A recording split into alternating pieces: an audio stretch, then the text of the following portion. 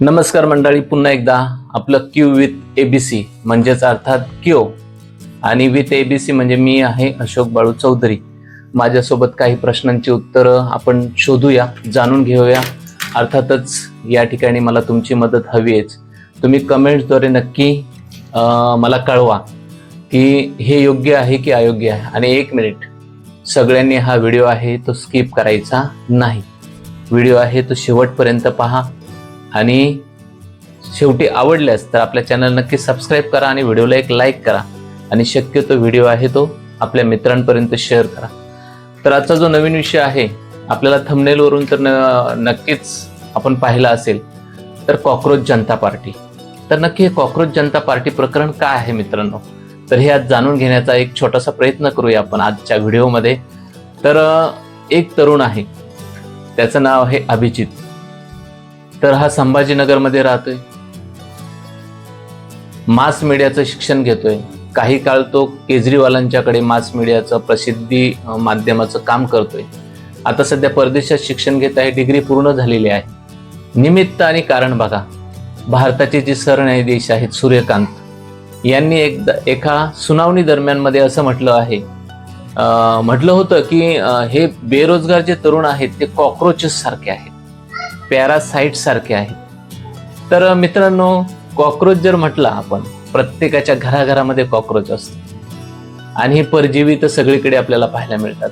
कॉकरोचचं जर वैशिष्ट्य पाहिलं तर महिलांच्या बाबतीत त्यांना कॉकरोच हा शब्द जरी त्यांनी ऐकला तरी ते किंचाळतात. आणि पॅरासाइटचं समजा परजीवी आहे तो दुसऱ्यांच्यावर अवलंबित असतो. तर जेव्हा हे तरुणांनी ऐकलं की आपल्या भारताचे जे सरन्यायाधीश आहेत, जे न्याय करण्यासाठी बसलेले आहेत, ते बेरोजगार तरुणांना जर असं वक्तव्य म्हणत असतील की हे कॉकरोच आहेत. आता कॉकरोच म्हटल्यानंतर अगदी किळसवान आहेत, आपण त्यांना पेस्ट कंट्रोल करून मारतो, परंतु 1-2 महिन्यामध्ये ते पुन्हा कुठून येतात ते आपल्याला कळत नाही. म्हणजे हे कॉकरोच आहेत, ते कधीही मरत नाही, असं त्याचा एक अर्थ होतो.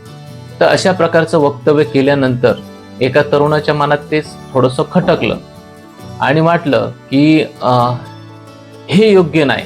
आणि मग त्यांनी एक हँडल निर्माण केलाय की मीडियामध्ये इंस्टाग्राम असेल किंवा ट्विटर असेल किंवा अशा ठिकाणी एक अकाउंट तयार केलं की कॉकरोच जनता पार्टी. तर कॉकरोचच जनता पार्टी का? कारण आता सध्या भारताच्या राजकारणामध्ये जी प्रमुख पार्टी आहे आणि ज्यांची सत्ता आहे ती भारतीय जनता पार्टी. मग त्यांनी भारतीय नाव काढून टाकलं आणि त्याच्याऐवजी कॉकरोचेस जनता पार्टी असं नाव दिलं.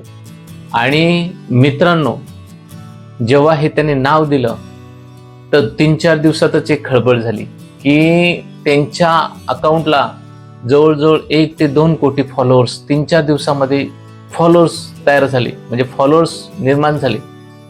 म्हणजे बेरोजगार तरुण असतील किंवा ज्यांनी हे पाहिलं त्यांनी ते अकाउंटला फॉलो केले. म्हणजे विचार करा की बेरोजगार तरुणांच्या मध्ये कशी खतखत आहे, काय आहे. तर हे आज आपण हे निमित्त आहे, परंतु त्यांच्या मनामध्ये काय आहे ते आपण आज जाणून घेऊया. हे जे अभिजित दिपके आहेत, तर सध्या ते संभाजीनगरमध्ये राहतात. तर त्यांनी ही पार्टी का निर्माण केलेली आहे, तर बेरोजगार तरुणांचा कुठेतरी आवाज शासनापर्यंत पोहोचवला पाहिजे. त्याच्यानंतर भ्रष्टाचार थांबला पाहिजे. त्याच्यानंतर आपण जर पाहिलं, हे परीक्षामध्ये जे घोटाळे होतात, आता जर तुम्ही मेडिकल जी परीक्षा होते त्यामध्ये किती घोटाळा चालू आहे. पार महाराष्ट्रापासून तर इतर राज्यांपर्यंत खूप लोक जे आहेत, ज्यांनी खूप भ्रष्टाचार केलेले आहेत, पेपर फोडण्याचं जे काम केलेलं आहे, त्यांच्या बातम्या चालू आहेत. तर हे कुठेतरी थांबलं पाहिजे. सामान्य मुलांना जे परीक्षेचा खरोखर अभ्यास करतात त्यांना न्याय भेटला पाहिजे. तर अशा प्रकारे त्यांनी या ठिकाणी म्हटलेलं आहे. त्याच्यानंतर ह्या ज्या गोष्टी आहेत त्यांनी सोशल मीडियावरून आवाज उठवण्यासाठी हा प्लॅटफॉर्म आहे तो तयार केलेला आहे. आणि त्यांनी असा संदेश दिलेला आहे की आम्ही सुद्धा ह्या देशाचे घटक आहोत, आम्हाला तुम्ही दुर्लक्षित करू नका, आमचंही मत ऐका, आम्हालाही भावना आहेत आणि आम्ही बेरोजगार असलो म्हणून आम्ही कॉकरोचेस आहेत, आम्ही दुसऱ्यांना त्रास देण्यासाठी आहेत का? तर नाही, आम्हाला आमच्या हाताला काम द्या, आम्ही सुद्धा देशाच्या उपयोगी काम करू. तर अशा प्रकारे त्यांचं म्हणणं आहे. तर मंडळी, ही कॉकरोचेस जनता पार्टी आहे. सध्या तर याचा सोशल मीडियावर यूट्यूब असेल, इंस्टाग्राम असेल, याच्यावर धुमाकूळ चाललेले. कित्येक जणांनी ह्या अभिजित यांचे इंटरव्ह्यू घेतलेले आहेत. आणि त्यांनी त्यांची मतं मांडलेली आहेत. हा प्लॅटफॉर्म तयार करण्याची गरज काय. त्यांनी तर म्हटलं की मी एक मजेमध्ये हे प्लॅटफॉर्म तयार केलं होतं, एक हँडल तयार केलं होतं आणि पण त्याला एवढा प्रतिसाद मिळेल यांनी हे सुद्धा त्यांनी स्वप्नात पाहिलं नव्हतं. परंतु आता त्यांचं म्हणणं आहे की जर माझ्यावर एवढी तरुण पिढी विश्वास ठेवते तर मला यासाठी काहीतरी करावं लागणार आहे. तर ही एक राजकीय चळवळ नसून एक टीकात्मक आणि व्यंगात्मक चळवळ आहे, जी शासनाविरुद्ध आहे. शासनाकडे आमचं काय म्हणणं आहे ते पटवून देण्याचं काम त्यांनी केलेलं आहे. तर बऱ्याच राजकारण्यांनी यावर टीका केलेली आहे, परंतु काँग्रेसमधले असतील, इतर पक्षातले असतील, त्यांनी ह्या तरुणांचं समर्थन केलेलं आहे. शशी थरूर यांनी सांगितलेलं आहे की त्यांनी ह्या पार्टीचं समर्थन केलेलं आहे. त्यांनी सांगितलेलं आहे की लोकशाहीमध्ये नाराजी व्यक्त करण्याचं हे चांगलं प्लॅटफॉर्म आहे. परंतु भारतीय जनता पार्टीने ह्या जे कॉक्रोचेस जनता पार्टी याचा विरोध केलेला आहे. त्याची कारणं आहेत. कारण ही जी पार्टी आहे कॉक्रोचेसची, तर ती सरकार विरुद्ध त्यांची मतं ते व्यक्त करतात. बेरोजगारीबद्दल ते सांगतात, त्यानंतर परीक्षा व्यवस्थेबद्दल, भ्रष्टाचार किती वाढलेला आहे त्याबद्दल सांगतात. आपण जर पाहिलं 2014 मध्ये, मला वाटतं 2014 मध्ये भारतीय जनता पक्षाने सांगितलं होतं, जनता पार्टीने सांगितलं होतं की आम्ही देशातून पूर्ण भ्रष्टाचार हे नष्ट करून टाकू. पण मित्रांनो, तुम्हाला काय वाटतं, भ्रष्टाचार नष्ट झालेला आहे की वाढलेला आहे? तर आता जर तुम्ही राजकीय पक्ष किंवा त्यातील आमदार खासदार पाहिले तर ते कोट्याधीश आहेत. मला वाटतंय बोटावर मोजण्या इतका सुद्धा गरीब आमदार खासदार राहिलेला नाही. म्हणजे 5 वर्षामध्ये तो साध्या घरातून बंगल्यामध्ये जातोय, हेलिकॉप्टरमध्ये फिरतोय. तर अशा प्रकारची ही व्यवस्था आहे. हा शिष्टाचार आहे का भ्रष्टाचार आहे ते तुम्हीच तुमची कमेंट करून सांगा. तर काही पक्षांना असं वाटतं की यांचा राजकीय प्रभाव वाढू शकतो आणि राजकीय जर प्रभाव वाढला तर मग आपल्या पक्षाला धोका निर्माण होऊ शकतो आणि काही पोस्ट त्यांच्या अपमानास्पद आहेत असं भारतीय जनता पार्टीला वाटतं. म्हणून त्यांनी भारतीय जनता पार्टी याचा विरोध करत आहे. तर विरोध करता करता त्यांनी काय केलेलं आहे, हे हँडल जे आहे कॉक्रोच पार्टीचं, ते त्यांनी हँडल जे आहे ते बंद केलेलं आहे. परंतु आता नवीन हँडल चालू केलेलं आहे अभिजित यांनी, कॉक्रोचेस इज बॅक. आणि कॉक्रोचेस हे कधीच मरणारे नाहीत असं त्यांनी सांगितलेलं आहे. आणि कॉक्रोचेस डोंट डाय अशी त्यांनी टॅगलाईन सुद्धा दिलेली आहे. तर नक्की यावर तुम्ही आपलं मत व्यक्त करणारच आहेत.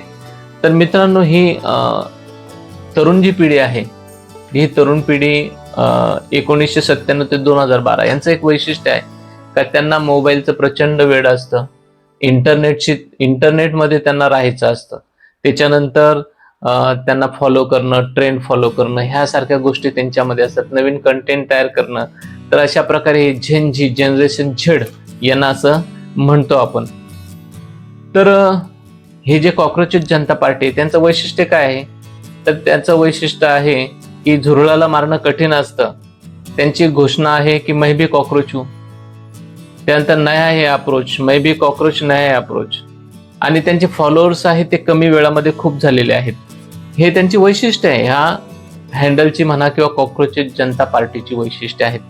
तर त्यांचा जाहीरनामा काय आहे, जाहीरनाम्यामध्ये त्यांनी सांगितलेलं आहे का जे आमदार खासदार पक्ष बदलतात स्वतःच्या स्वार्थासाठी, समाजासाठी किंवा समाज सुधारण्यासाठी करतात का, तर स्वतःला सुधारण्यासाठी ते करतात.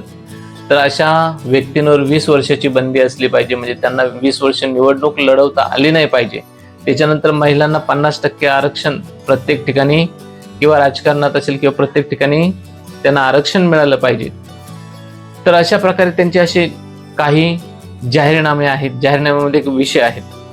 तर पुढची गोष्ट त्यांनी सांगितलेली आहे की या पक्षामध्ये जर यायचं असेल कॉक्रोचेस जनता पार्टी, तर तो तरुण बेरोजगार असला पाहिजे, तो दुर्लक्षित असला पाहिजे, तो आळशी, लेझी, दुसरा क्रायटेरिया तो लेझी असला पाहिजे. त्याच्यानंतर सोशल मीडियावर तो ऍक्टिव्ह असला पाहिजे आणि आपला राग त्याला पोस्टमधून किंवा मेम्समधून त्याला व्यक्त करता आला पाहिजे. तर अशा प्रकारे त्यांचे क्रायटेरिया आहे. तर आजचा जो तरुण आहे, जेव्हा आपले सरन्यायाधीश भारताचे सरन्यायाधीश सूर्यकांत यांनी म्हटलं होतं एका सुनावणी दरम्यान की ही भारतातील बेरोजगार पिढी आहे ते कॉक्रोच सारखे आहेत, पॅरासाइट सारखे आहेत. नंतर त्यांनी पुन्हा आपलं मत व्यक्त केलं की ज्यांच्याकडे डिग्री नाहीत आणि जे मीडियावर काही वक्तव्य करतात त्यांच्यासाठी मी म्हटलं होतं. परंतु आता जर आपण पाहिलं, बेरोजगार फक्त डिग्रीवालेच नाही तर बिना डिग्रीवाले सुद्धा आहेत. तर त्याच्यामुळं तरुणांचं असं मत आहे की आम्ही कॉक्रोचेस आहेत का. मग त्याच्यामुळं त्यांनी त्याचा विरोध करण्यासाठी हा जो पक्ष आहे तो केलेला आहे. तर याच्यामध्ये त्यांनी काही विषय मांडलेले आहेत. तर मित्रांनो, हे आता तुम्ही हे कमेंट्स करून सांगा, काय त्यांनी केलंय कॉक्रोचेस जनता पार्टी आहे ते योग्य आहे की अयोग्य आहे. आपलं मत नक्की कळवा. एक गोष्ट मात्र मी शेवटी सांगेन, आपल्याला जर हा व्हिडिओ आवडलाच तर नक्की या व्हिडिओला लाईक करा आणि आपल्या चॅनलला सबस्क्राईब करायला विसरू नका. कारण तुम्ही जर चॅनलला सबस्क्राईब केलं तर मला प्रोत्साहन मिळेल आणि मी नवीन नवीन व्हिडिओ अधिक जोमाने टाकू शकेन. तर नक्कीच सबस्क्राईब करा आणि विषय जर आवडला तर नक्कीच आपल्या मित्रांना हा विषय शेअर करा. धन्यवाद.